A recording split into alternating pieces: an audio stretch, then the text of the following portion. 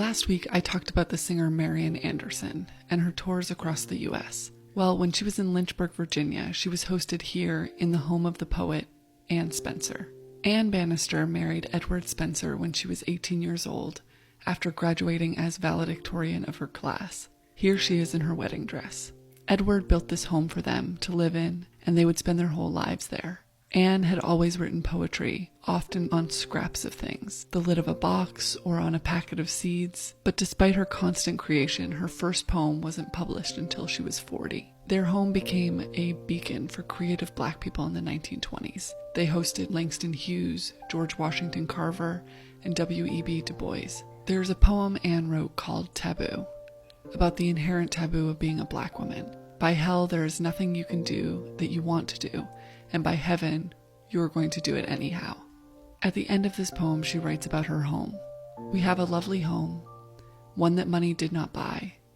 It was born and evolved slowly out of our passionate, poverty-stricken agony to own our own home. Happiness. And that home that they built never left the family. After Anne's death in 1975, their son turned it into a museum.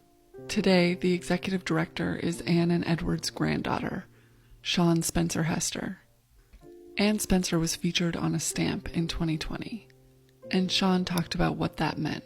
It was a tribute to Anne Spencer, and it was also a tribute to my grandfather, Edward, who worked for the United States Postal Service, who really lifted his wife, provided things for her so that she would have comfort and privacy in this cottage that he built for her in the garden, Eden Crawl, and accommodated this beautiful house. That's all due to Edward. He's along his postal route. He's picking up things that people have discarded and salvaged and brings them home in the postal truck and builds arbors and pergolas and seating and benches. He does all of this on the United States Postal Service income.